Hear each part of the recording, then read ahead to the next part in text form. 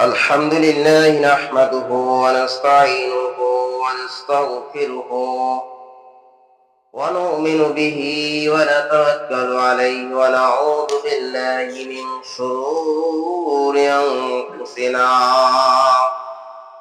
ومن سيئات أعمالنا من يهده الله فلا مضل له ومن يضلله فلا هادي له ونشهد أن لا إله إلا الله وحده لا شريك له ونشهد أن محمدا عبده ورسوله الذي أرسله بالحق بشيرا ونذيرا وداعيا إلى الله بإذنه وسراجا وقمرا منيرا فقد قال الله تبارك وتعالى في كلامه المجيد والفرقان الحميد أعوذ بالله من الشيطان الرجيم بسم الله الرحمن الرحيم يا أيها الذين آمنوا كتب عليكم الصيام كما كتب على الذين من قبلكم لعلكم تتقون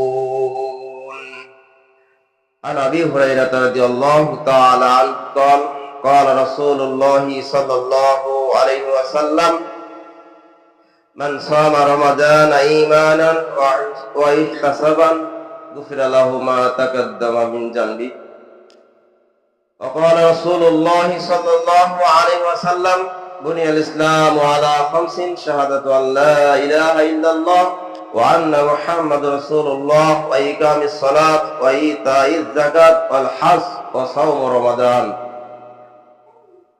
প্রশংসা আল্লাহ তাআলার জন্য যে আল্লাহ সুবহানাহু ওয়া তাআলা দীর্ঘ 1 বছর পর আবারও পবিত্র মাহে রমজানের সিয়াম পালন করার তৌফিক দান করলেন, এই জন্য বলি আলহামদুলিল্লাহ। দরুদ ও সালাম বর্ষিত হোক রাসূলের প্রতি, সকলে বলি সাল্লাল্লাহু আলাইহি ওয়াসাল্লাম। সম্মানিত উপস্থিতি, আজকে আমার আলোচনার বিষয়বস্তু হচ্ছে রমজানের মাসালা মাসাইল। আল্লাহ রাব্বুল আলামিন যদি তৌফিক দান করেন রমজান সম্পর্কে কিছু আলোচনা রেখে আমার বক্তব্য শেষ করব ইনশাআল্লাহ। সম্মানিত উপস্থিতি, আমরা রমজান মাস পেয়েছি। রমজান মাসের কতগুলো গুরুত্বপূর্ণ বিষয় রয়েছে, যে বিষয়গুলো আমরা জানি কিন্তু হয়তো আমাদের স্মরণে নেই। ইতিপূর্বে প্রতিটি বৎসরেই এই রমজান সম্পর্কে আলোচনা হয়। যে হুজুরে আসুক না কেন, এই মসজিদগুলোতে রমজান মাস আসলে প্রতিটা কথায় বলার জন্য চেষ্টা করি, কিন্তু আমরা চেষ্টা করি, জানি, কিন্তু জানার পরেও আমরা ভুলে যাই। কি জানি কেমন মনে করি যে জিনিসটা জানি, জানার পরেও তারপর আমরা বাপ দাদার আমল নিয়ে চলে আসি, যে আগের জামানার মানুষ কি করেছে, আগের জামানার মানুষ কি তাহলে ভুল করেছে, আগের জামানার মানুষ কি তাহলে জাহান্নামে চলে যাবে, এই সমস্ত কথা এসে যায়।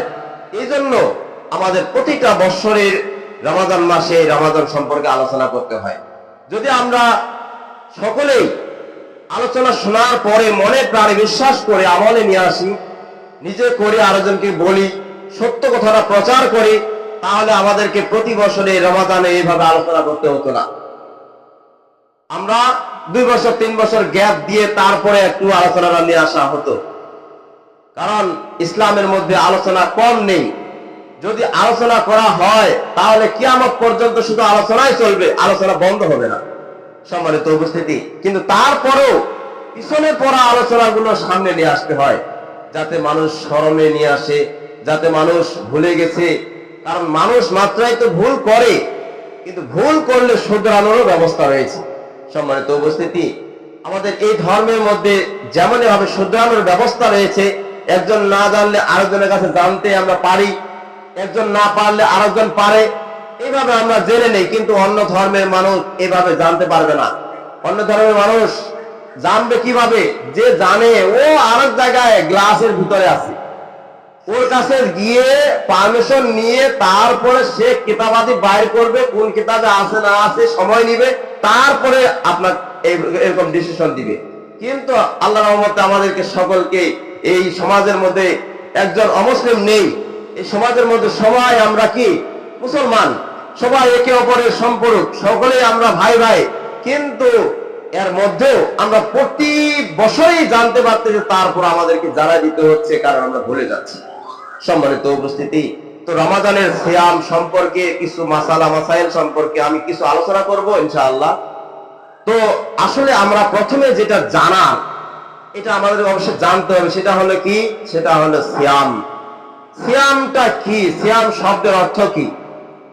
আমরা পবিত্র মাহে রমাদান আসলে আমরা সিয়াম পালন করি। সকাল সেই ভোরবেলার রাত্রিতে আমরা সেহরি খেয়েছি, এই সেহরি খাওয়ার পরে একবার সূর্যাস্ত পর্যন্ত এই সময়টা আমরা অতিবাহিত করছি। কোনো কিছু খাচ্ছি না, কোনো কিছু করছি না, কাজেও একটু কমতি করে দিয়েছি। কিন্তু এটার কারণটা কি? সিয়ামটা কি জিনিস? আসলে সিয়াম শব্দের অর্থ আমাদের অবশ্যই জানতে হবে। কেউ যদি জিজ্ঞাসা করে, অন্য ধর্মের মানুষ যদি জিজ্ঞাসা করে যে আপনারা যে সকাল থেকে একেবারে সন্ধ্যা পর্যন্ত না খেয়ে থাকেন, এটার নাম কি? আমরা সকলে বলবো কি এটা সিয়াম। আমরা সিয়াম পালন করছি। তো সিয়াম পালন করার পর সিয়াম শব্দের অর্থ কি অবশ্যই জানতে হবে। তো সিয়াম শব্দের অর্থ হলো বিরত থাকা। সিয়াম শব্দের অর্থ হলো বিরত থাকা। সিয়াম শব্দের অর্থ আরেকটা আছে, সেটা সংযত থাকা। দুনিয়াবি যত খারাপ কাজ থেকে বিরত থাকা, সংযত থাকার নামে হচ্ছে সিয়াম। সিয়াম কাকে বলে? সিয়াম হচ্ছে তাকেই বলে যে ভোরবেলা থেকে সূর্যাস্ত পর্যন্ত এর মধ্যে যত রকমের খারাপ কাজ, পানাহার, যত রকমের খাওয়া দাওয়া সবগুলোকে বেঁধে রেখে সেগুলোকে বাতিল করে দিয়ে যে এই সময়টা আমরা কাটি, সেই কাটানোর সময়টার নাম হচ্ছে কি? সিয়াম। আমরা সিয়ামের বর্ণনা এইভাবে দেব যে আসলে সূর্য সকালবেলা থেকে একবার সূর্যাস্ত পর্যন্ত এই সময়টার মধ্যে যত রকমের কাজ, বাতিল কাজ, যেটা বর্জিত কাজ, যেটা ইসলামের মধ্যে নেই, সেগুলো সবগুলোকে বাতিল করে দিয়ে, সমস্ত খাওয়া দাওয়া বাতিল করে দিয়ে যে সময়টা আমরা কাটাই, সেটা হচ্ছে সিয়াম। সম্মানিত উপস্থিতি, তো আমরা তাই করি। কিন্তু এর মধ্যে দেখা যায় যে সিয়াম আসি, সিয়ামকারী আমরা সাওম পালন করছি, করার পরও মিথ্যা কথা ছাড়ি না, সত্য কথা ধার ধারি না, মিথ্যা কথা ছাড়ি না। মিথ্যা কথা সচরাচর চলতেই আছে, কাজে কর্মে কথাবার্তায় আছে মিথ্যা কথা, এটা ছাড়তে পারি না। গীবত, একজনের গীবত আরেকজনের গীবত চলতেই আছে, একজনের কথা আরেকজনের কাছে লাগিয়ে দিচ্ছি, এটা আর বন্ধ হয় না। যে আমাদেরকে পবিত্র থাকতে হবে রমাদান মাসে, এই রোজার দিনটা সম্পূর্ণটায়, কিন্তু আমরা পবিত্র সম্পূর্ণ থাকি না। কেউ পেশাব করছে, পেশাব করে পানিও নিচ্ছে না ছেলেগুলো, এরকম, কিন্তু সে সিয়াম পালন করছে। এরকম করা যাবে না। আসলে যত রকমের বর্জিত কাজ আছে ইসলামের মধ্যে, সবগুলোকে বাতিল করে দিতে হবে, তাহলে আপনি সিয়াম পালনকারী ব্যক্তি, তাহলে আপনার সিয়ামটা আল্লাহর কাছে গ্রহণযোগ্যতা পাবে। আর যদি আমি কিছু ধরলাম, কিছু খাইলাম, কিছু পড়লাম, আবার কিছু ছাড়লাম, কিছু ছাড়লাম না, এটা হবে না। এটা যদি করেন তাহলে সিয়াম পালন করা যে আর না পালন করা সেই। যেমন অমুসলিমেরা সিয়াম পালন করে যে সকালবেলা একটু ফলমূল খাচ্ছে, দুপুরবেলা একটু রুটি খাচ্ছে, কলা খাচ্ছে, কলা রুটি ফলমূল খেয়ে ওরা সিয়াম পালন করছে। আসলে তারা সিয়াম পালন করি না, তাদেরকে সিয়াম পালনকারী বলা যাবে না। তারা হচ্ছে কি? তারা উপোস করে। মানে কি তারা রোজা পালন করে, রোজা মানে উপোস থাকা, মানে না খেয়ে থাকা, কিন্তু তারা করে কি কিছু কিছু খায়, কিছু কিছু আবার ছাড়ে, কিছু কিছু খায়, কিছু কিছু ছেড়ে দেয়। তো এরকম করা যাবে না, ওটা সিয়াম না, ওটা বিরত থাকা, কিছু বিরত থাকলো, কিছু বিরত থাকলো না। ভাত থেকে বিরত আছে, তারা ভাত খায় না কিন্তু ফলমূল তো খাচ্ছে, সেটা তো খাওয়া। এক কথায় দুনিয়াবি যত খাওয়া দাওয়া আছে, যত রকমের পানীয় দ্রব্য আছে, সবগুলোকে বাতিল করে দিতে হবে, তাহলে আপনি সাওম পালনকারী ব্যক্তি। আর যদি কিছু ধরলেন কিছু ছাড়লেন তাহলে হবে না। যেমন কতগুলো মানুষ সমাজের মধ্যে পাওয়া যায়, ইতিপূর্বে দেখাও গিয়েছিল, তো যে ইফতারের পূর্বে তারা করে কি জানেন, যে গুল দিয়ে এনে সেই ডলাডলি শুরু করে দিচ্ছে, দাঁত পরিষ্কার করছে। তো বলা যদি হয়, ওকে যদি বলা হচ্ছে যে ভাই আপনি যে গুলটা ব্যবহার করছেন, আপনি তো সিয়াম পালনকারী ব্যক্তি একজন, তো আপনি এটা কেন পালন করলেন? যে কয় যে একটু ওই দাঁত ব্রাশ করতে হবে না, এখন তো সামনে ইফতার, দাঁত ব্রাশ করে পরিষ্কার করে তারপর আমরা ইফতারি করবো। আমি বললাম যে শোনেন, আপনি এই গুলটা ব্যবহার না করে, আপনি যদি মাজন না ব্যবহার করে, মাজন তো ব্যবহার করা যায় না, তো দাঁত এই যে নিমের ডাল দিয়ে, যে কোনো একটা মেসওয়াক দিয়ে আপনি তো মেসওয়াক করতে পারেন। তো এই মেসওয়াকের চাইতে কি এই গুলটাই বেশি কার্যকরী নাকি? না, কার্যকরী না, ওই দাঁতের ব্যথা থাকে তো একটু রক্ত রক্ত পরে দাঁতে, তাই আমি আর কি গুলটা লাগাই। যে গুলটা যে লাগান, তাহলে এটা লাগানো তো এটা হারাম। না, এটা কেমন হারাম হয়? এটা তো শুকনা জিনিস, এটা তো আমি খাই না, একবার গড়ায় দেই না। কিন্তু আসলে কথা সেটা বোঝা যায়, সে আসল কথা আছে যে সিয়াম শব্দের অর্থ কি সেটাই বুঝেন। সিয়াম শব্দের অর্থ যে বিরত থাকা, যত রকমের পাপের কাজ, নেশাদার দ্রব্য, যত রকমের খাওয়ার দ্রব্য আছে সবগুলোকে বাতিল করতে হবে, তাহলে আপনি সিয়াম আদায়কারী ব্যক্তি। কিন্তু আমি আপনি ভাবতেছি যে এটা তো শুকনা জিনিস, খেলে সমস্যা কি? বিড়ি খাইলে ধোঁয়াটা কোনো সমস্যা আছে তাতে? বিড়ি খাইলে সমস্যা কি? ধোঁয়াটা সাথে শুধু যাচ্ছে আসতেছে, আমি তো খাই না, কিন্তু আপনি খাচ্ছেন কেন? আপনি এটা থেকে বিরত থাকতেছেন না কেন? আপনি ওই ধোঁয়াটা না খেলে না, সমস্যাটা কি আপনার? তো কথা আছে, কথা না, কথা হচ্ছে ওইটা যে সে ছাড়তে পারবে না, কারণ তার নেশা জাগে গেছে, কারণ নেশাটা তার কাজ করছে মাথায়, কারণ নেশাদার দ্রব্য তো হারাম, এমনিতে তো হারামে, সে জায়গাটা আবার আপনি সিয়াম পালন করছেন, আমি সিয়াম পালন করছি, আবার বিড়িও খাচ্ছি, তাহলে কেমন হবে? তাহলে সে সিয়াম পালনকারী ব্যক্তি নয়, তাহলে তাকে বলতে হবে সে রোজা পালনকারী, মানে কি উপোস থাকছে। সম্মানিত উপস্থিতি, সে ইসলামের মধ্যে নেই, ইসলাম থেকে খারিজ হয়ে আছে। সম্মানিত উপস্থিতি, তো সিয়াম শব্দের অর্থ জানলাম, সিয়াম কাকে বলে সেটাও জানলাম। এখন আসি যে সিয়াম কাদের উপর ফরজ। আমরা যে সিয়াম পালন করব, এই সিয়ামটা কাদের উপর ফরজ? তো আল্লাহ রাসূল সাল্লাল্লাহু আলাইহি সাল্লাম কতগুলো দিক নির্দেশনা দিয়েছেন। যেমন সিয়াম কার উপর ফরজ? যদি সে মুসলমান হয় তার উপর ফরজ। আপনি আমি যদি মুসলমান হই তাহলে আমাদের উপর ফরজ। এখন ছোট বড় এদের ভিতর ভাগ আছে, তো আমি যদি মুসলমান হই তাহলে আমার উপর সিয়াম আদায় করা এটা একেবারে ফরজ, এটা আদায় করতে হবে। যদি আপনি বাদ দেন তাহলে আপনি একটা ফরজ থেকে বিচ্যুত হয়ে গেলেন, কারণ আল্লাহকে অমান্য করে চলে গেলেন। সম্মানিত, তাহলে মুসলিম হতে হবে। সিয়াম পালনকারী ব্যক্তি কার উপর সিয়াম পালন করা ফরজ? তাকে যে মুসলমান বলে দাবি করে তার উপর সিয়াম পালন করা ফরজ। দ্বিতীয় নম্বর হচ্ছে প্রাপ্ত বয়স্ক হতে হবে। প্রাপ্ত বয়স্ক মানে বালেগ হওয়া, সাবালক হওয়া, মানে নাবালক নয়। যে নাবালক কেমন? যে বুঝে না, ছোট মানুষ, সে ডান নাম কিছু বোঝে না, পা পবিত্রতা কিছু বোঝে না। কিন্তু যখনই সে সাবালক হবে, সাবালক কোন সময় হয়? যখনই দেখবেন যে সে নিজে কিছু করছে, যে নিজে কিছু করছে, নিজে ইনকামের ব্যবস্থা আছে। বা আরেকটা হাদিস থেকে উদাহরণস্বরূপ নেওয়া যায় যে 7 বছর বয়সে বাচ্চাদেরকে নামাজের জন্য তাগিদ দিতে হবে। যখন 10 বছর বয়স হবে তাদেরকে একটু প্রহার করতে হবে। এটা হচ্ছে নিয়ম। নামাজ যদি না পড়ে তাহলে প্রহার করতে হবে। আসলে এখান থেকে বোঝা যায় যে 7 বছরে আল্লাহ রাব্বুল আলামিন, আল্লাহ রাসূল সাল্লাল্লাহু আলাইহি ওয়াসাল্লাম বললেন যে তাকে নামাজের জন্য তাগিদ দাও। তাহলে আমাদের এখান থেকে বুঝতে হবে যে যেই 7 বছরের বাচ্চাটাকে তাগিদ দেওয়া হলো যে নামাজের জন্য আসো, নামাজ পড়তে হবে, তুমি এখন তোমার 7 বছর পার হয়ে গেছে, তুমি এখন নামাজ পড়ো, এটা বলতে হবে। তাহলে ওই বাচ্চাটাকে সিয়ামের জন্য বলতে হবে।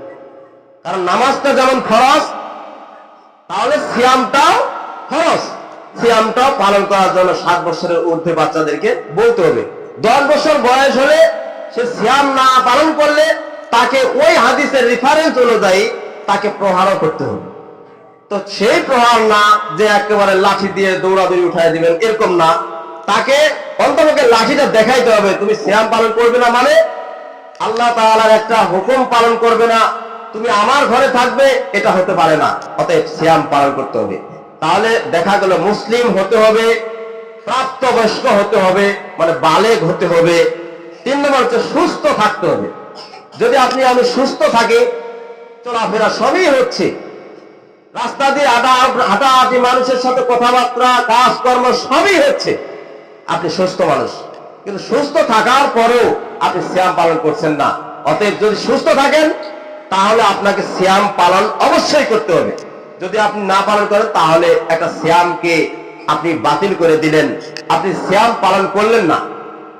আল্লাহ রাব্বুল আলামিনের একটা ফরজ কাজ আপনি বাদ দিয়ে দিলেন। সম্মানিত উপস্থিতি, তারপরে মুসাফির যদি না যায়, কেউ যদি মুসাফির না হয় তাহলে তাকে সিয়াম পালন করতে হবে। মুসাফির কি জিনিস, কেমন? যে মুসাফির হচ্ছে এক জায়গা থেকে অন্য জায়গায় আল্লাহর পথে সে যাচ্ছে, আল্লাহর পথে কাজ করতে যাচ্ছে, গাড়িতে চড়ে। হাদিসে বা একটা ফিকা মুহাম্মদী আছে, ওইখানে ওই বইয়ে লেখা আছে 40টা বাড়ি যদি পার হয়ে যায় তাহলে সে সফরে আছে। 40টা বাড়ি পার হলে সে সফরে আছে। তো এই 40টা বাড়ি এখন তো ঘন ঘন বাড়ি, তো বাড়ি এখন 40টা হিসাব করলে দেখা গেল এই থেকে ওই মাথা পর্যন্ত দেখা গেল 40টা পার হয়ে গেছে। তাহলে কি এটা সে সফরে আছে? তাহলে কি সিয়াম পালন করবে না? না, এটা নয়।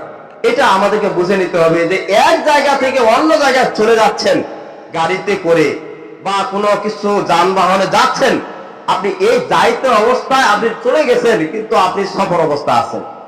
আপনাকে বুঝে নিতে হবে আমি সফর অবস্থায় আছি। অতএব সফর যদি অবস্থায় থাকেন তাহলে আপনাকে সিয়াম পালন করতে হবে না।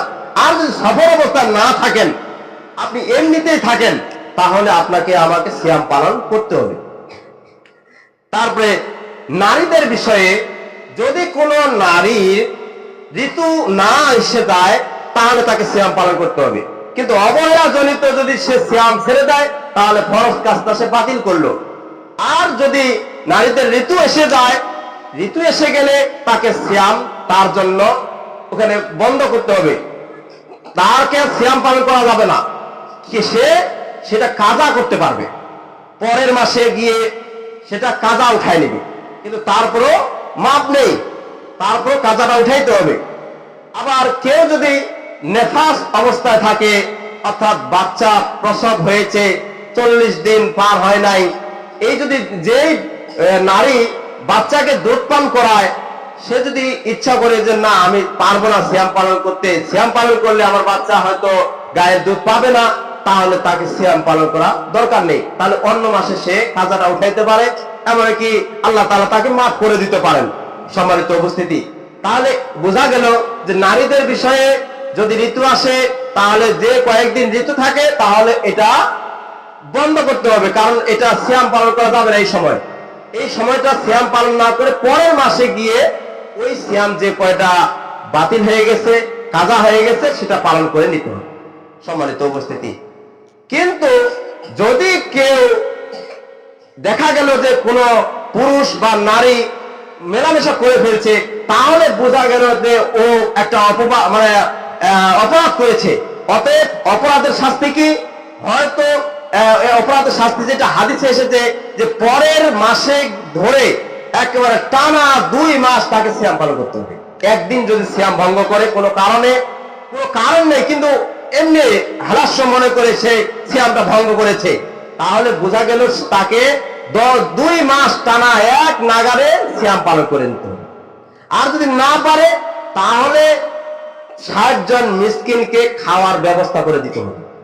যদি কেউ খাওয়ার ব্যবস্থা করে দিতে পারে তাহলে কোনো সমস্যা নেই, তবে সমস্যা আছে, কিন্তু খরচ কাজটা আপনাকে আমাকে পালন করা জরুরি। আপনি শুধু একটু চোখের নেশা, একটু শরীরের নেশার জন্য আপনি একটা ভঙ্গ করে ফেললেন, তা হবে না, এটা জবাব অবশ্যই দিতে হবে। সম্মানিত উপস্থিতি, তাহলে বোঝা গেল যে কেউ যদি স্বামী স্ত্রী মিলে সহবাস করে ফেলে, তাহলে তাকে পুরা 2 মাস সিয়াম পালন করতে হবে একটা রোজার জন্য। না হলে 60 জন মিসকিনকে খাওয়ার ব্যবস্থা করে দিতে হবে। এটা হচ্ছে হাদিসের কথা। সম্মানিত উপস্থিতি, তাহলে আমরা যে কয়েকটা পাইলাম যে সিয়াম কাদের উপর ফরজ, যারা মুসলমানদের উপর সিয়াম ফরজ, এটা আদায় করতে হবে। যারা প্রাপ্তবয়স্ক তাদেরকে সিয়াম পালন করতে হবে। যারা সুস্থ শরীর আছে সেই ব্যক্তিকে সিয়াম পালন করতে হবে। যারা মুসাফির অবস্থায় থাকে না, তাকে অবশ্যই সিয়াম পালন করতে হবে। মুসাফির হতে পারে কিন্তু সে মুসাফির অবস্থায় নাই, তাকে সিয়াম পালন করতে হবে। নারীদের বিষয়ে যে 2টা বিষয় বললাম, এই বিষয়গুলো যদি না হয় তাহলে তাকে সিয়াম পালন করতে হবে। 3 নম্বর আসি, সিয়ামের কি কোনো নিয়ত আছে?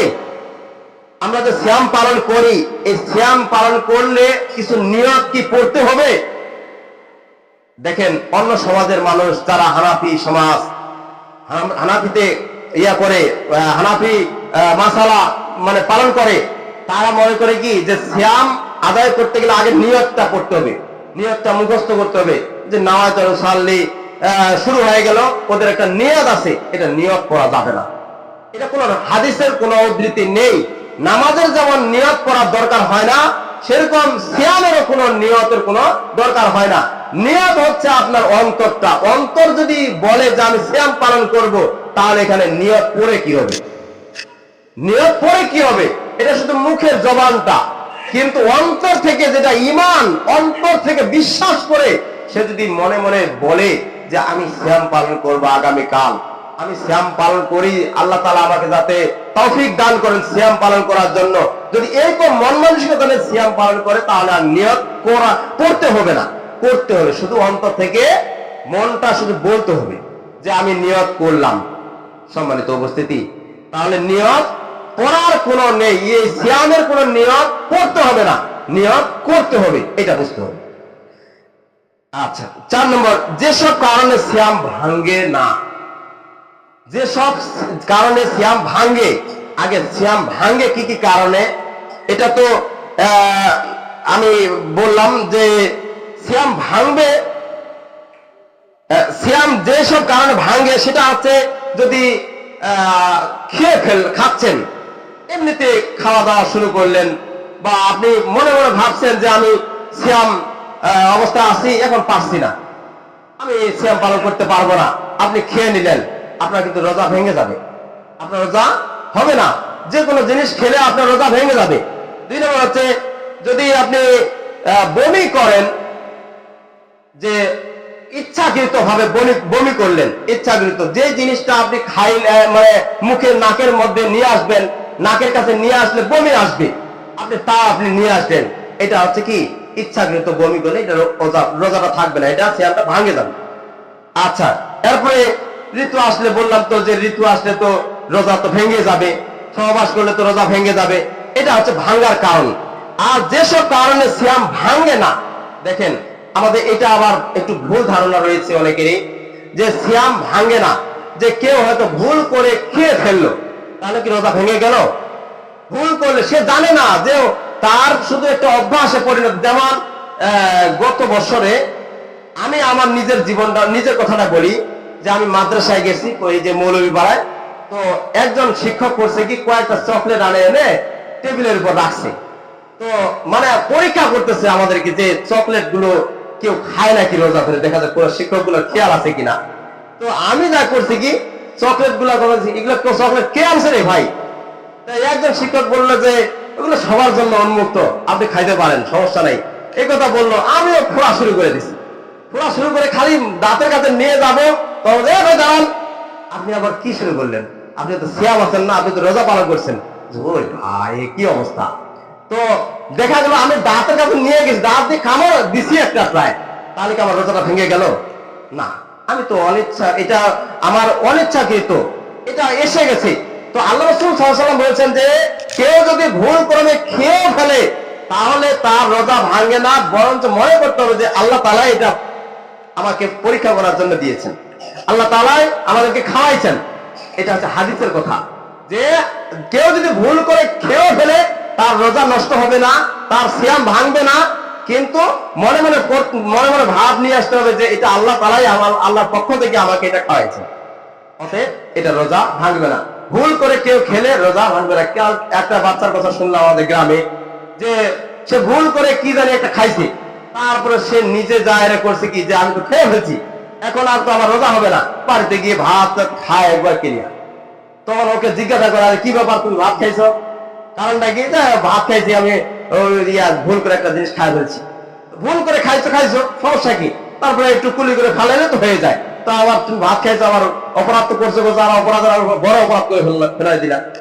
তো আসলে এই যে ছোট ছোট বাচ্চাগুলো সিয়াম পালন করে ভুল করে একটু খেয়ে ফেললো, এখন আবার বড় সিজন আসছে, বড় আবার একটু করে কামড় দিচ্ছে। তো তাই বলে কি সিয়াম ভঙ্গ হচ্ছে? সে অনিচ্ছাকৃত, তার ইচ্ছা নেই কিন্তু অনিচ্ছাকৃত খেয়ে ফেলছে। যখন মনে হচ্ছে যে আমি তো সিয়াম পালনকারী ব্যক্তি, তার সাথে সাথে ফালা দিবেন। সব বাচ্চাগুলো এরকম কাজ করেন, আর যে সব সাথে সাথে ফালা দিবেন আর কুলি করে নেবেন, তাহলে আপনারা সিয়ামটা ভেঙে যাবেন। সম্মানিত উপস্থিতি, এরপরে দেখা গেল অনেক মানে আপনার বমি এসে যাচ্ছে, এটা ধরেন নেন যে আপনার মনের ভিতর অনিচ্ছাকৃত ভাবে বমি চলে আসছে, এখন বমিও হয়ে গেছে, আপনার ইচ্ছা নাই বমি করার, কোন জিনিস আপনি নাকের মধ্যেও নেন নাই, মুখের মধ্যেও নেন নাই, আপনার বমিও হয় নাই।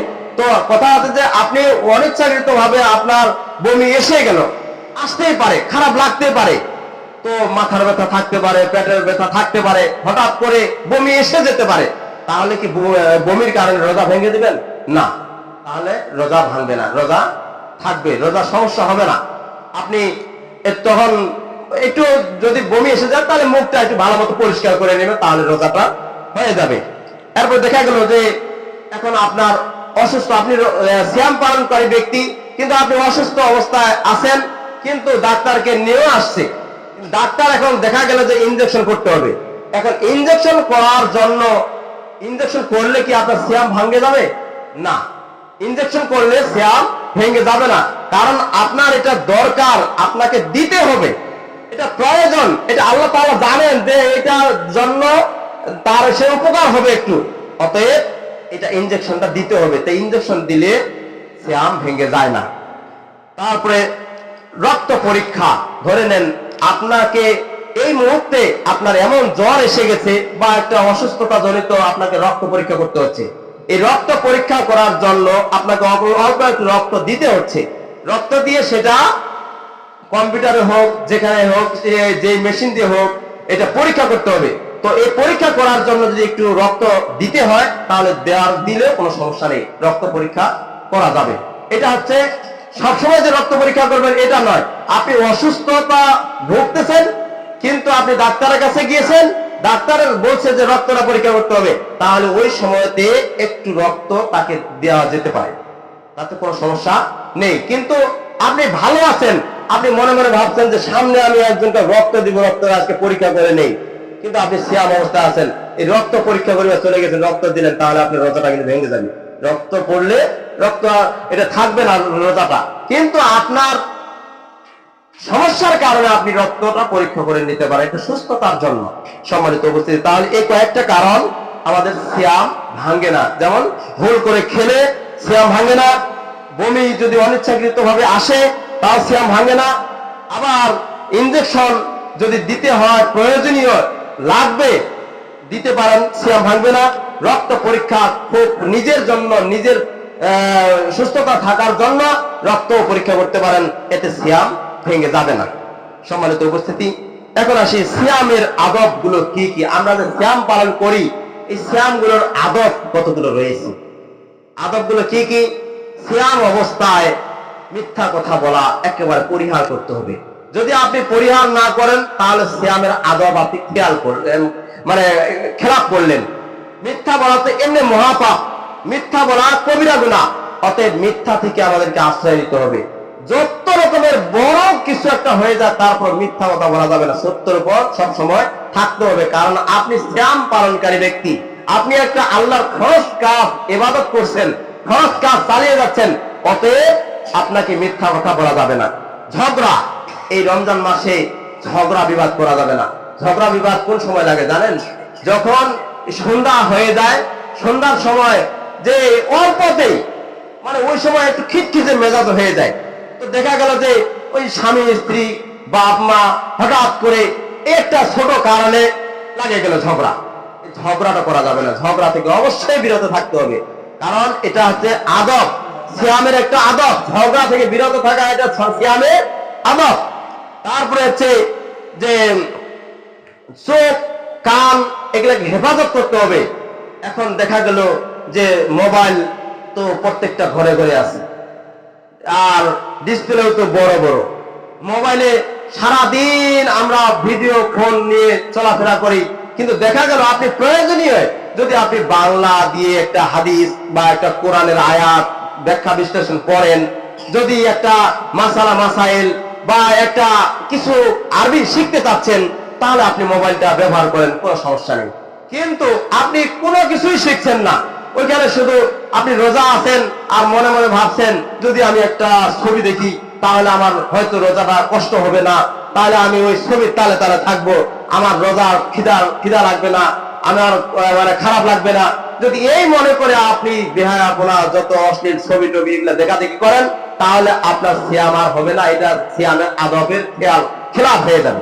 সম্মানিত উপস্থিতি, কান অনেকে আবার এটাও ভাবছে যে যদি আমি সাউন্ড দিয়ে একটু গান বাজাই তাহলে হয়তো মানুষ বলবে যে সিয়াম অবস্থায় আবার গান বাজায়, এবার জোরে বক্স চালু করে দিছে, অতএব আমি এভাবে বক্স চালাবো না, মোবাইলও চালাবো না, এখন আবার ইয়ারফোনে কানে লাগাই দিছে। তো ইয়ারফোনটা দিয়ে এই যে শুরু করছে কত রকমের ডিজে গান, এই গান ওই গান সব শুনে একবার শেষ করে দিলে সময়টা কাটে দিয়ে এলো। এটা করা যাবে, কারণ চোখ এবং কানের হেফাজত অবশ্যই করতে হবে। যারা আমরা যুবক ভাই আছি, যারা আমরা ছেলে ছোট যুবক ভাই আছি, এই বালক ভাইগুলো, এগুলোকে আমি বলতে চাই যে যারা আমরা সিয়াম পালন করি, অন্তপক্ষে মোবাইলে আমরা এই সমস্ত ছবি অশ্লীল গান এগুলো যাতে না দেখি। আমরা কি দেখবো কি পড়বো? মোবাইলে এমন একটা জামানা এসে গেছে, মোবাইলে আপনি খালি একটু খালি কথাটা বলবেন স্পিকার দিয়ে, আপনি কি চাচ্ছেন, ইসলামিক কিছু চাচ্ছেন, আপনি খালি নামটা বলবেন যে আমি সিয়ামের গুরুত্ব সম্পর্কে জানতে চাই, খালি এটা বলবেন, পরিষ্কার হয়ে চলে আসবে অনেকগুলো ডিটেলস, খালি আপনি শুনবেন, শুনে আপনি অনেকগুলো মুখস্থ করতে পারবেন। সম্মানিত উপস্থিতি, আবার দেখা গেল কোরআন মোবাইলের মধ্যে 1 থেকে 30 পারা, একবার 30 পারা কোরআনটা মোবাইলের মধ্যে আছে। আপনি মোবাইলের কোন সূরাটা পারতেছেন, আগে পড়েছেন, আগের পড়া আর বর্তমানের পড়া ডিসটেন্স করেন, যে কোরআনটা আগে পড়ছিলাম আলহামদুলিল্লাহ রাব্বিল আলামিন, আগে তো পড়ছে আলহামদুলিল্লাহ রাব্বিল আলামিন, তো এটার ভিতরে পার্থক্য আছে কিনা আপনি আয়াতগুলোর পার্থক্য করে নেন। কোরআন এই মোবাইলটাতে খারাপ তা নয়, ভালোর দিকটা বেশি, খারাপের দিকটাও বেশি, দুইটাই কম না, কিন্তু ভালোর দিকটা বেশিটাই নিয়ে আসি। মোবাইলে সার্চ দিবেন যে সূরা রহমান একটু শুনতে চাই, সূরা রহমান শুনবেন, তো শুরু করে দিলেন, আপনি চুপ করে আছেন, শুনছেন, এই শোনার পরে দেখবেন যে আপনার অন্তরের মধ্যে একটা ঈমান বৃদ্ধি পেয়ে গেছে, মানে একটা ভালো কিছু পেয়ে যাচ্ছেন আপনি। আপনি এই যে শুনলেন আর রহমান আল্লামাল কোরআন খলাকাল ইনসান, এই যে 3টা আয়াত আপনি মুখস্থ করে নিলেন, একটা হরফে যদি 10টা নেকি হয়, তাহলে আর রহমানে কয়টা হরফ আছে?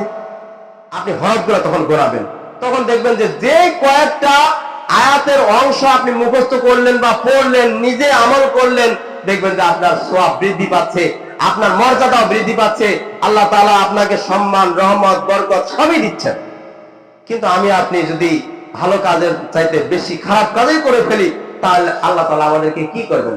দেখবেন যে দুপুর টাইমে হয়ে গেছে, সিয়াম অবস্থা, একবার গলা শুকা শেষ, আপনার গলা শুকা যাচ্ছে, আপনি সবসময় তাসবিহ তাহলিল করেন, সুবহানাল্লাহ, আলহামদুলিল্লাহ, আল্লাহু আকবার বেশি বেশি পাঠ করেন, তাহলে আপনার গলা ভিজে থাকবে। কারণ আফদালুজ যিকরি লা ইলাহা ইল্লাল্লাহ, সবচেয়ে উত্তম জিকির হচ্ছে কোনটা? লা ইলাহা ইল্লাল্লাহ, আল্লাহ ছাড়া কোনো মাবুদ নেই, আল্লাহ ছাড়া কোনো মাবুদ নেই। এই কথাটা যখন আপনি বলবেন, তখনই আপনি ভাবনা শুরু করে দিবেন যে আল্লাহ ছাড়া কোনো মাবুদ নেই। এই কথাটা কত একটা ছোট্ট বাক্য, এই ছোট বাক্যটা দিয়ে কি বোঝাচ্ছেন? যে আল্লাহ ছাড়া কোনো মাবুদ নেই, তখন একটু দেখবেন যে গাছপালার দিকে, এই গাছপালাটা কে তৈরি করলো, আসমানের দিকে একটু তাকান, আসমানটা কে তৈরি করলো, জমিনটা কে তৈরি করলো, ফল কে দিল, ফুল কে দিল, আমের মুকুল কে দিল, এই যে এইগুলো সম্পর্কে চিন্তা ভাবনা বেশি করেন। কারণ প্রকৃতির দিকে তখন চোখ যাবে, যখনই আপনার চোখ যাবে তখন দেখবেন যে সবুজ পাতার উপর আপনার চোখ পড়লে আপনার চোখের জ্যোতিটা আপনাদের বৃদ্ধি হচ্ছে। সম্মানিত উপস্থিতি, কিন্তু আমরা তো মানে প্রকৃতির দিকে তাকাই না। প্রকৃতি একটা সবুজ শ্যামল একটা আমাদের দেশ, আমাদের পৃথিবী, এই সবুজ শ্যামল আমরা যে দেশ পেয়েছি, একটা বাংলাদেশের কথা বলেন, যে বাংলাদেশের আনাচে কানাচে গাছপালাতে ভরপুর, কিন্তু যেগুলো মরুময় প্রান্তর সেখানে গাছপালা লাগানোর জন্য কত যে চেষ্টা করে, কিন্তু গাছপালা হচ্ছে না। কেন হয় না? কারণ ওই গাছপালা ওখানে হবে না, কারণ তাদের যে নির্যাস আছে, মাটি থেকে যে একটা কিছু তারা সংগ্রহ করবে গাছটা, এটাই থাকে, এই জন্য গাছপালা হয় না। কিন্তু যাদের চোখে গাছপালা পড়ে না, তারা জানে যে কি অবস্থা, তাদের প্রত্যেকটা চোখে দেখবেন যে গাছ লাগায় হয়ে তার চলাফেরা করছে। কিন্তু আমাদের আল্লাহর রহমতে বাংলাদেশটাতে দেখা গেল যে দেখা যাচ্ছে যে যেখানে সেখানে গাছপালা, গাছপালার দিকে তাকালে চোখগুলো যেমন শীতল হয়ে যায়, এরকম আমরা শীতল পাই। এই জন্য আমাদের বাংলাদেশের মানুষের এত একটা চশমার দরকার হয় না, চশমা থেকে আমরা দূরে আছি।